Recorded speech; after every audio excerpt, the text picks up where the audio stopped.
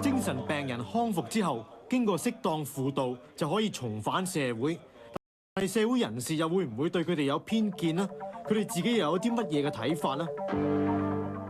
我希望各位社會人士咧接受我哋啦，同埋即係我哋有信心去工作啦。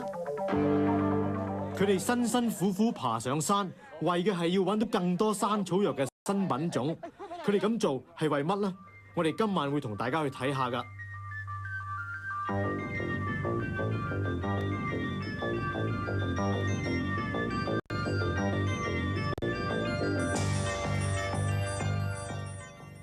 歡迎收睇新聞透視。咁今晚咧，我哋首先會同大家睇下一件可能同好多人都有關嘅事嘅。咁根據調查咧，香港地25個人裏邊咧，就有一個咧係需要接受唔同程度嘅心理或者係精神治療嘅。咁呢種情況咧係好普遍。咁不過咧，一般人一講起精神病人咧，就會有一種抗拒嘅。咁甚至咧係認為呢一種係不治之症嚟㗎。咁係啦，黃玉潔啊，咁我知道你去揾過一啲曾經患過精神病嘅人咧，同佢哋傾過㗎。咁佢哋係點諗嘅咧？係啊，咁喺我哋拍呢個特輯之前呢，我係先後見過10幾個精神病康復者嘅，咁佢哋都係好坦誠咁同我哋嘅心聲同埋經歷。不過正如你所講，由於社會上對於佢哋嘅偏見太大，所以好多都係拒絕咗接受我哋嘅電視訪問嘅。咁最後係咪都有幾位肯接受訪問呢？咁鼓起勇氣接受訪問嘅人呢，都係有一個共同嘅希望，就係希望社會人士能夠唔好歧視佢哋，俾一個機會佢哋返社會。嗱，咁我哋一齊睇下評估芳姐、阿玲同埋小娟嘅經歷啊！以前我都唔會鼓勵，唔明我都唔知我有呢個種病。我夠膽講一句啊，雖然我哋精神病咧，呢個病者咧落咗誰家都唔知嘅。我都唔估到我幾廿歲有嗰種精神病。佢唔多願意同你做朋友啊！你一話喺青山院出嚟咧，呢癲婆嚟嘅。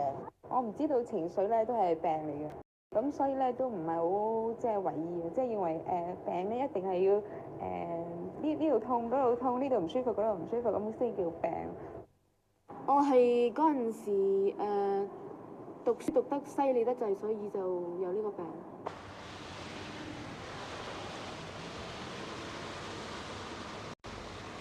56歲嘅芳姐俾我哋嘅印象係相當獨立同埋樂觀嘅。佢衣着好整齊，又點諗到佢曾經喺街頭流浪咗2年呢？芳姐由於同丈夫性格唔啱，所以離家出走。後嚟冇錢，就唯有喺街頭流浪，跟住病咗入青山醫院。不過呢一切已經過去啦。芳姐並冇因此灰心失意，佢覺得自己嘅經歷都係由於一段唔愉快嘅婚姻而引起嘅。咁點解你又會離開屋企咧？同我丈夫唔啱啦。係點解啊？即係思想上咧差好遠咯。佢中意食鹹，我中意食甜。佢話去東方，我話要去西方，咁成日都唔啱咯。成日都吵吵鬧鬧啦，甚至到打起上嚟啦，打交啦。打交梗係唔夠佢打啦，唔夠佢打咪嬲咯，嬲咪俾佢打咗咪走咯，嬲咯。嚟屋夠唔夠就打下交咁，有咩意思啫？咁你幾時開始病咧？流浪之後先至有病。我啲細佬哥好正常，我以前都好正常，就係因為搬咗出嚟之後咧，離開屋企之後咧，就四圍流浪，咁就冇一個地方俾我瞓覺啊！去公園咧，有啲公園又話人哋坐㗎，唔俾人瞓㗎，咁又整醒我啦，我又改啦喎。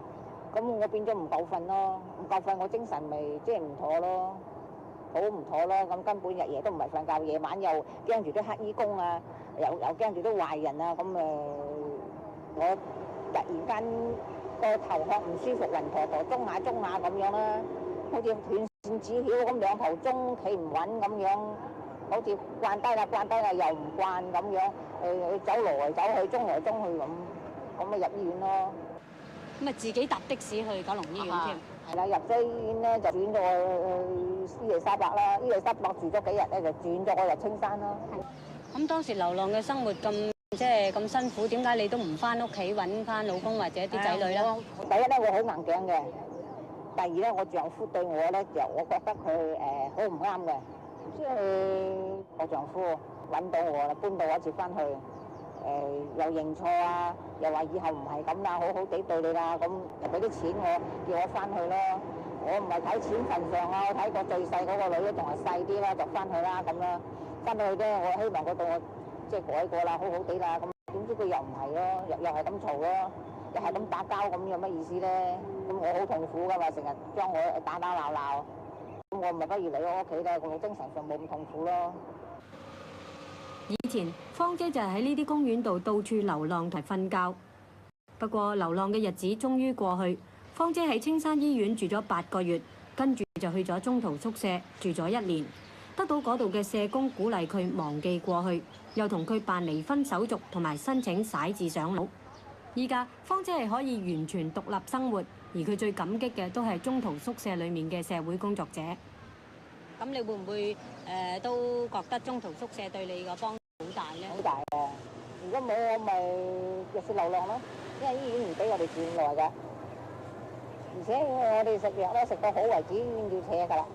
咁扯去邊啊？唔係扯翻到街頭咯。中途舍收留我啦，好似而家咁收留我啦，咁咪即係同我申請轉咗入嚟呢度住咯。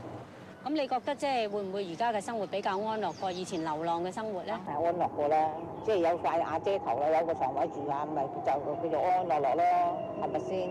唔需要話做人好大嘅希望啊，好大嘅要求啊，我唔係咁嘅人。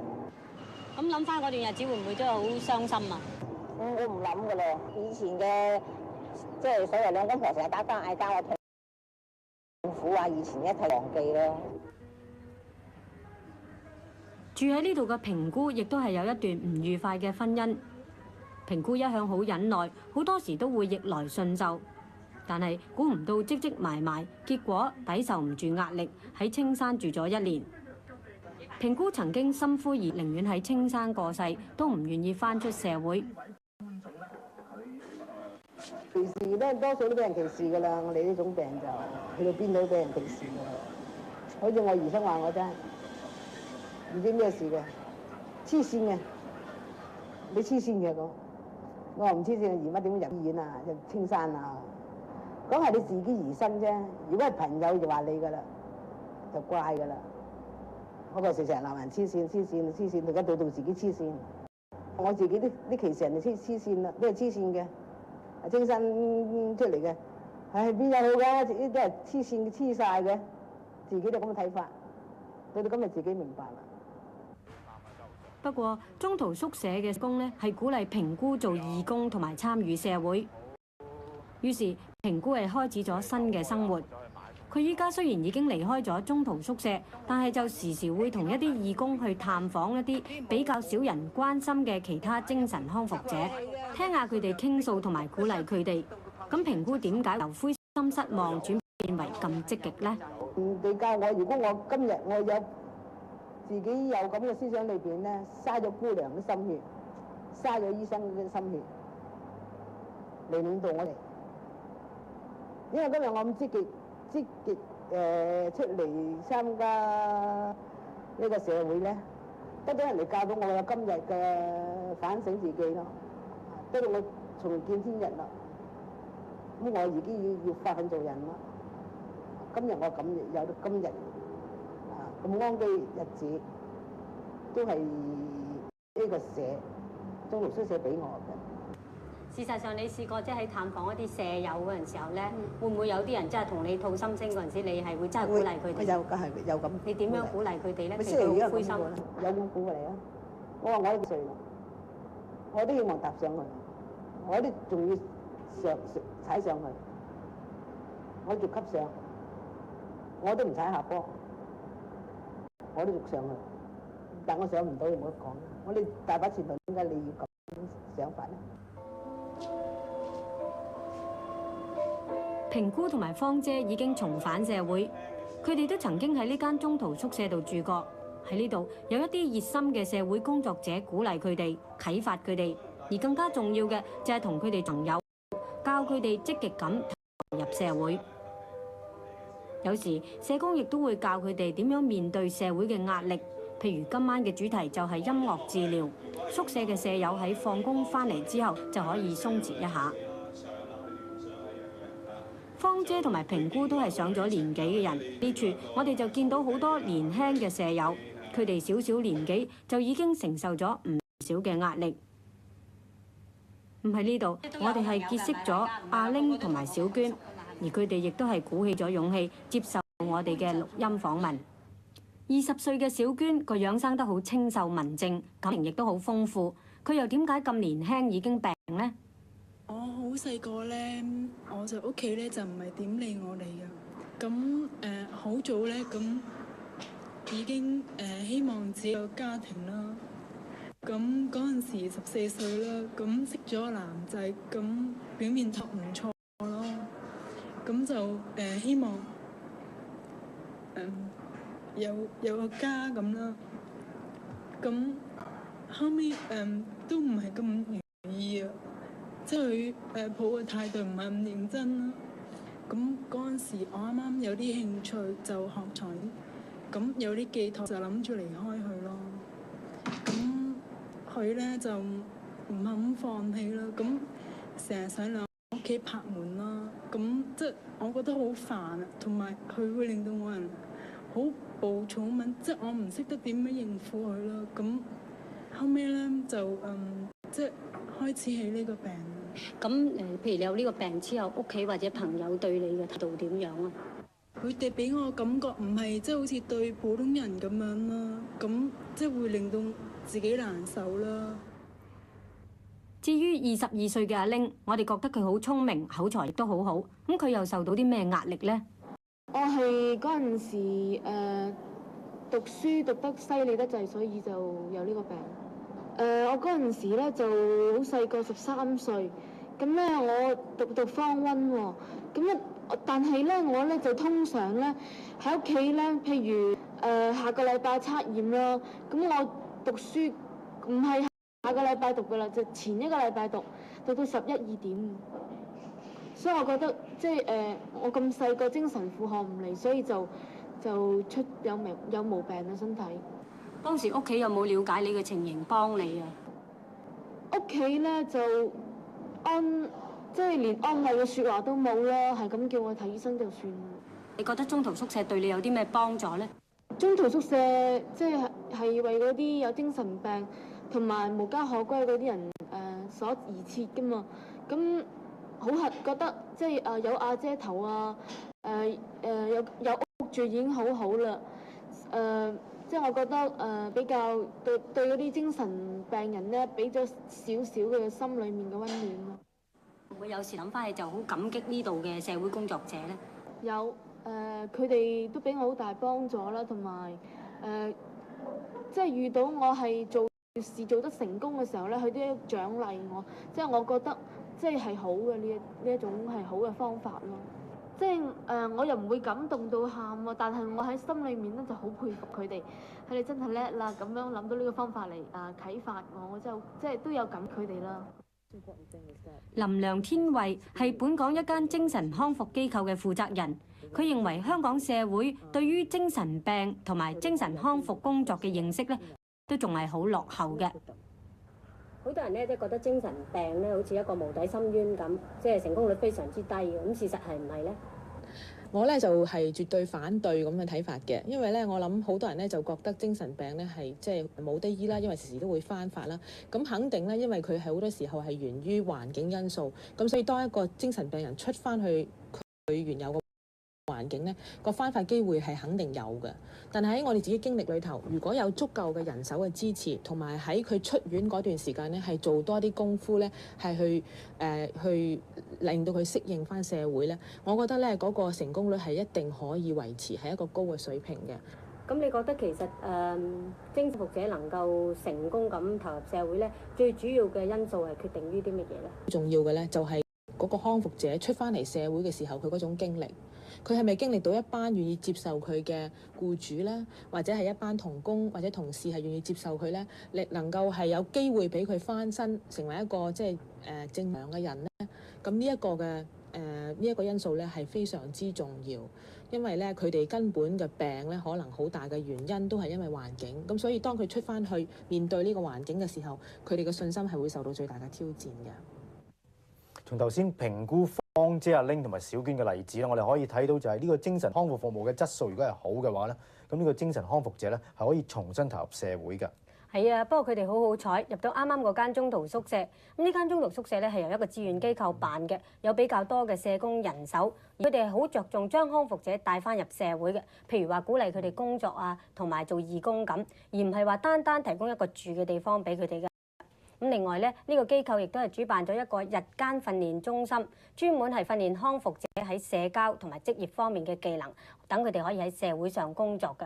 咁另外佢哋又會主動咁接觸啲家人，所以一切都係好主動嘅喎。咁但係睇翻政府目前嘅精神康復服務嘅形式就仲係好被動嘅，仍然停留喺呢個醫院中途宿舍同埋呢個庇護工場嘅概念，咁仲未曾好主動咁樣去幫助啲康復者咧，係投入翻呢個社會㗎。咁喺下一節咧，我哋會睇下另一位康復者阿 May 嘅經歷啊。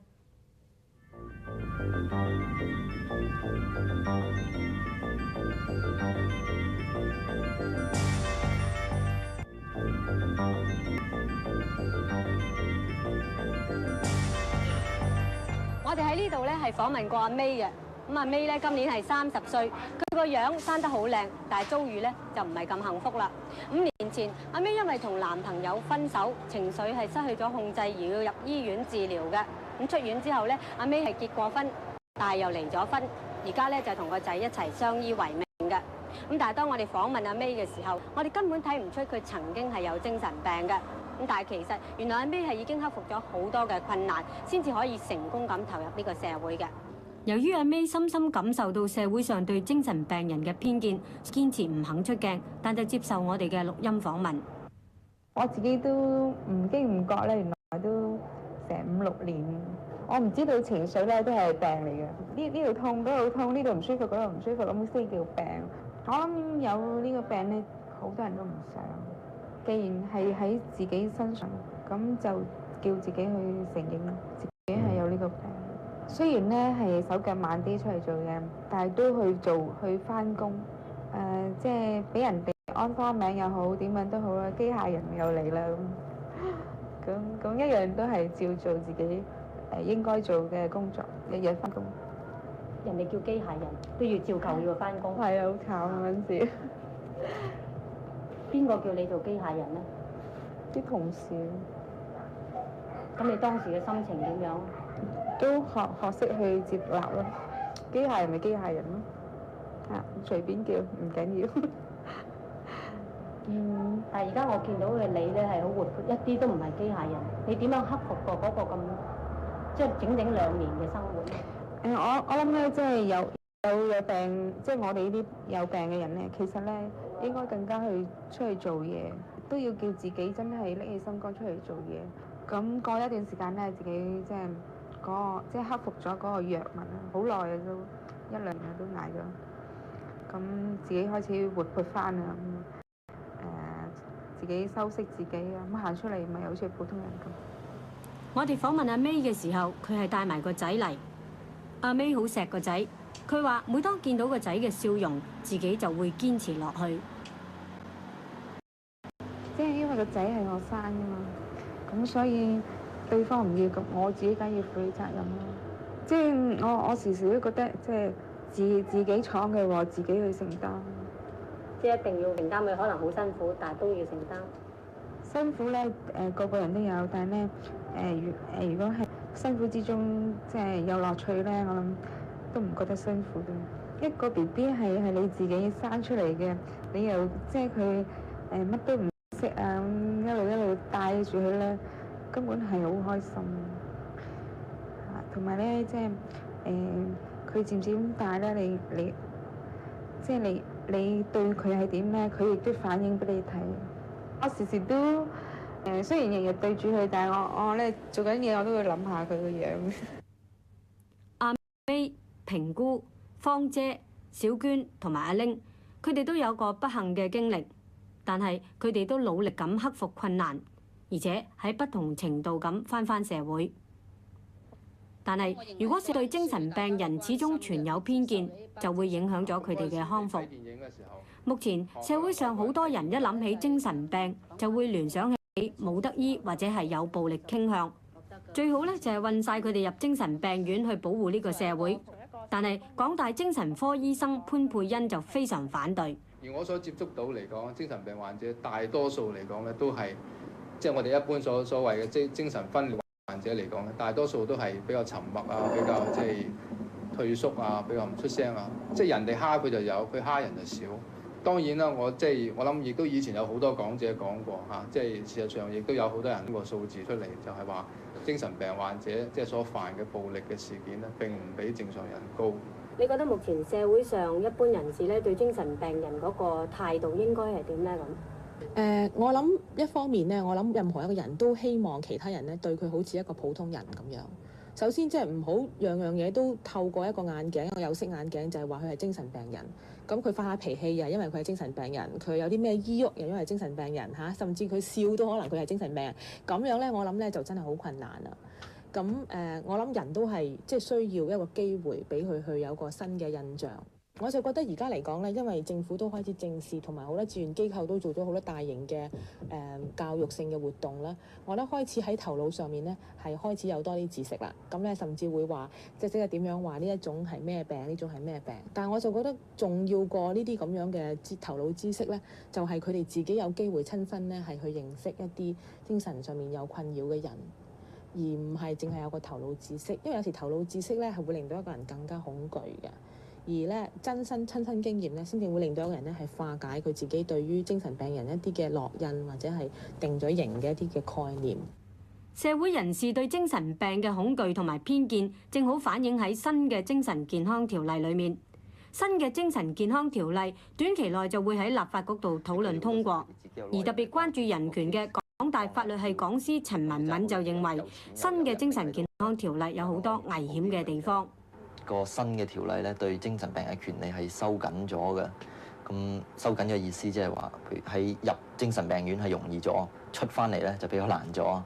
咁譬如我哋到佢入院嘅時候，喺根據而家嘅法例入邊咧，就我哋需要經過一個地方法院或者太平紳士或者一個裁判司嘅命令，先至可以送一個人入醫院接受檢查嘅。新嘅條例入邊咧就更加容易添，我哋完全唔使經過法官或者太平紳士，只要一個醫生佢簽字認可咧，咁就可以送一個人入醫院接受檢驗㗎啦。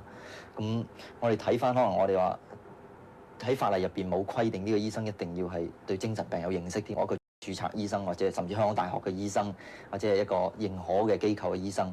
咁雖然冇錯，我哋認為話譬如精神病一個人係咪有精神病呢個係一個醫學上嘅問題啊。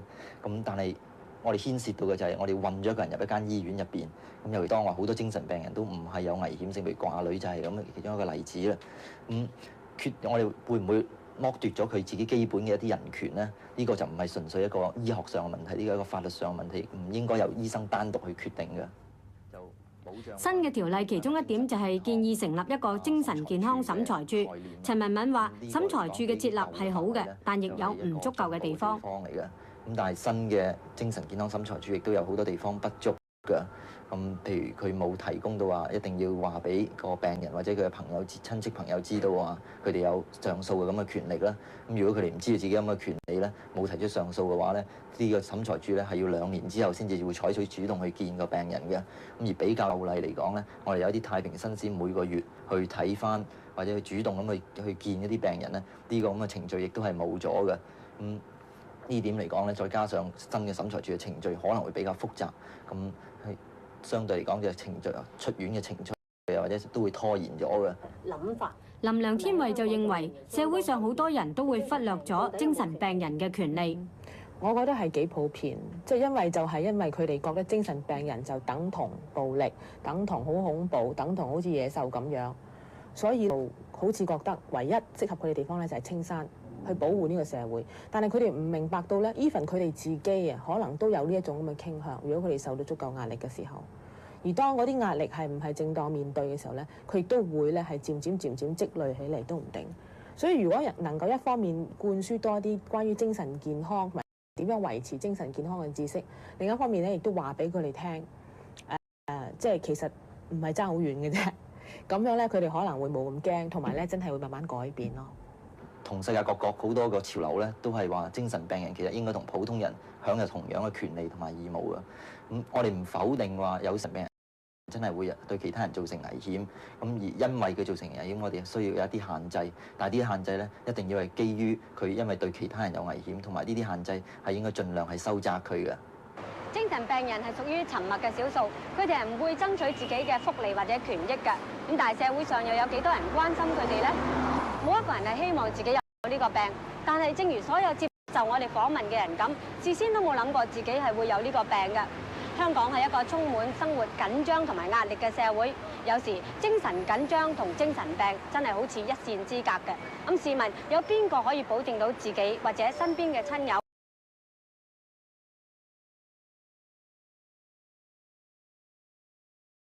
唔會遇到關心，代替咗歧視同埋偏見呢？我希望各位社會人士咧就睇我哋咧就即係唔好用歧視眼光啦，同埋即係接受我哋啦，同埋即係俾我哋有信心去工作啦，唔好話即係特登就話我哋黐線啊咁樣就即係嚟到歧視啦。但係我哋冇諗過會傷害人咯，同埋我哋亦都唔希望俾人傷害。咁而且我哋係好希望有一笪住嘅地方咯，同埋係溫暖嘅地方咯。有冇啲乜嘢嘢你覺得應該對你哋其他精神病康復嘅朋友講嘅咧？都希望佢哋忘記以前嘅嘢啦，努力將來。我都希望佢哋經得起衝擊啦，唔好失意啦，同埋就遇到困難咧，去勇於去挑戰。咁睇完精神病康復者嘅情形之後咧，咁喺下一節咧，我哋就會同大家睇一啲比較輕鬆嘅話題，就係生草藥。咁一陣間見啦。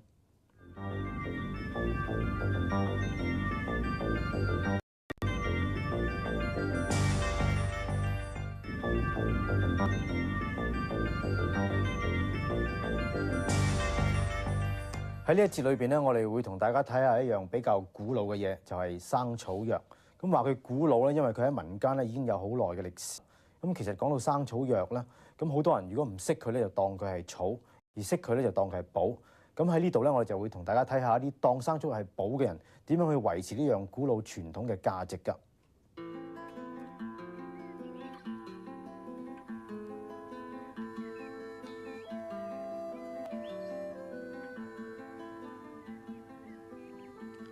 秋天係遠足嘅季節，好多人都趁住呢一個時候離開繁圈嘅市區，去到郊外舒展下筋骨。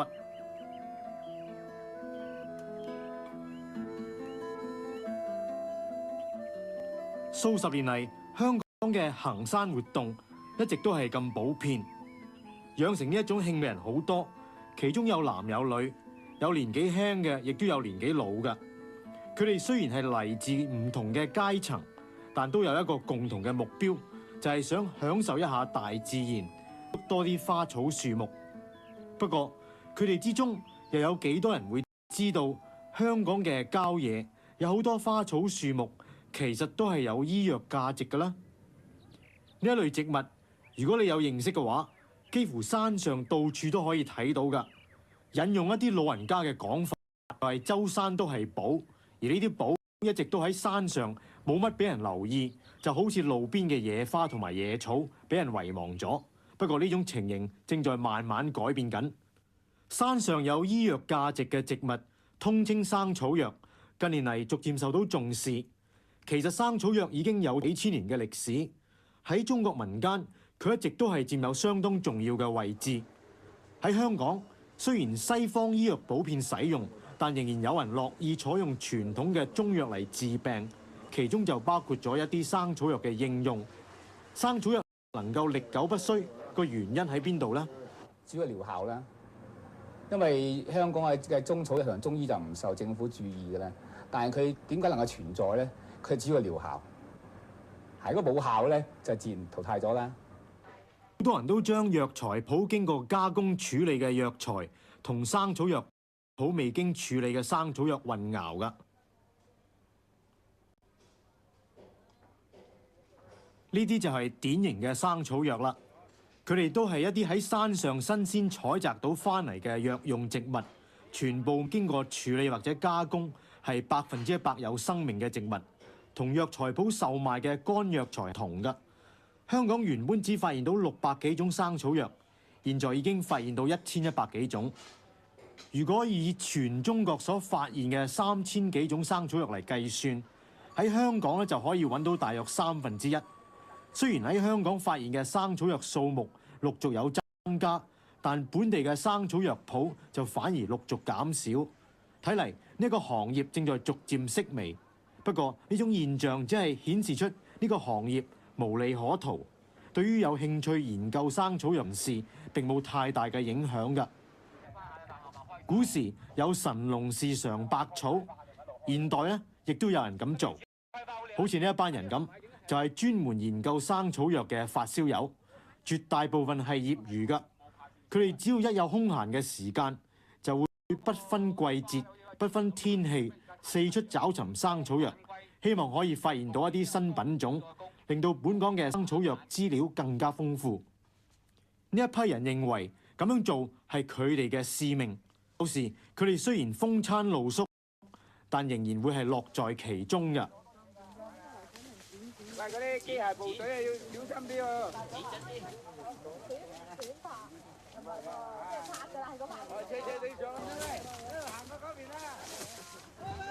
呢班草藥發燒友喺尋生草藥嘅時候，好多時都會到咗忘我嘅境界，有時甚至會遇到生命危險添。例如喺好多年前咧，我哋喺西南坑啊，我哋拍嗰個茜草嗰陣時候咧，突然間喺山上邊一個大石頭啊，有成米直徑啊，直情衝落嚟啊！話當時咧，我喺度影緊相，我同事喺旁邊度，咁我哋啲同事兩邊散開啦，我後邊係懸崖嚟㗎，咁我向左邊閃一閃咧，就連人連相機撞喺嗰個山崖入邊停一停，咁咧石頭跌落去啦，咁我睇個相機咧，嗰個天光鏡啊，凹咗佢個鏡頭。好彩我啲相機嗰個鏡頭好深嘅，啲微距咧就冇壞到。喺本港，任何野生植物都係受到法例保護㗎，包括生草藥在內。不過呢一班草藥發燒友就唔法例管制，佢哋得到政府有關部門嘅批准，可以隨時採集一啲佢哋認為有價值嘅生草藥用嚟研究。雖然佢哋有咁嘅權，但就唔係經常咁樣做。因為咁樣做好容易令到某一類有價值嘅生草藥有滅種嘅危機，所以每當佢哋揾到一種生草藥嘅時候，都會好小心㗎。喺後邊剪到嘛，係，嗰個嚟嘅，有㗎喎，你下邊咪啊？斯文啲。儘管我哋有張許可證咧，但係許可證入邊咧好多限制㗎，即係話你唔係用喺科學研究，你又唔能夠採根。好多受保護植物，譬如蘭科啊、菊科，你又唔準採㗎。即係我哋係一個研究單位啊，我哋又唔會犁庭掃月嘅，即係我哋係需要研究嘅時候，我攞標本啦，喺可能範圍啊，我哋都唔採根，即係唔好隨便一根咧就絕個種㗎啦嘛嚇。儘管我哋有時要某些去研究，我哋都譬如3棵攞1棵啊，等佢能夠有生殖嘅能力維持落去。為咗灌輸多啲有關生草藥嘅正確知識俾市民，佢哋組織咗一個龐大嘅草藥旅行團，參加嘅人數竟然成300人咁多。喺今次旅行之中，好多市民都能夠親歷其境，喺大自然裏面第一次睇到佢哋聽過而未見過嘅一啲生草藥，可謂大開眼界啦！呢隻花我又好香啊！呢隻花，即係好似玫瑰咁。一講都大。哎呀，俾人摘埋啦！有嗰邊，俾人摘咗啦。另外一棵有，呢度冇啊，見唔到。俾人摘咗啦。點解後邊有金英子有花牌有嘅應該。呢個野牡丹，呢個野牡丹，呢個金英子。野牡丹就呢個。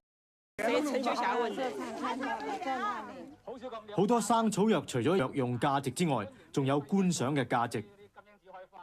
嗰啲罌咧就愛嚟治嗰啲屙夜尿啊，補腎啊，屙夜尿啊、白帶啊、遺精嗰啲收斂㗎，好多刺㗎。有啲人整蠱人哋啊，炒出啲刺嚟咧，嗰啲新娘啊，揾啲刺咁審埋人身度啊，搞到成身痕啊嗰啲。有啲生草藥雖然能夠治病，但本身咧係有毒㗎，咁所以喺認識嘅時候咧就要特別格外小心啦。蓮花入邊啊，上邊生啲桂子花咁樣，佢係有毒嘅。用全株啊，我哋治痛經啊、乳腺炎啊、瘡瘍咁樣。佢嘅乳汁都搽鱔嘅。認識生草藥可以話易學難精，有時連專家咧都好容易搞錯㗎。呢一棵啊，呢一棵啊，大家見到佢開黃色嘅細花，而家開黃色嘅細花，遲啲咧就係呢啲花咧就長滿一啲針咧。嗱，呢度已經開始有啦，嗱，已經有啦呢啲嚇，就會黐手黐腳嘅。對唔住，呢棵唔係啊，搞錯咗，呢個唔係佢嘅果嚟嘅。每種生草藥都有唔同嘅用法，呢啲必須要由有經驗同有專業知識嘅人士去指導，先至可以使用。如果唔係咧，就可能有反效果，甚至有危險添。雖然生草藥現在越嚟越受到重視，但喺過去就因為冇乜人理，好多生草藥都俾人糟蹋咗。尤其是每當有山火嘅時候，野生嘅生草藥就受到破壞。目前山草藥仲未得到普遍嘅認識，咁又有幾多人會了解到一場山火所帶嚟嘅損失，唔單止係燒死啲野草咁簡單呢，佢仲破壞咗香港嘅藥材寶庫添。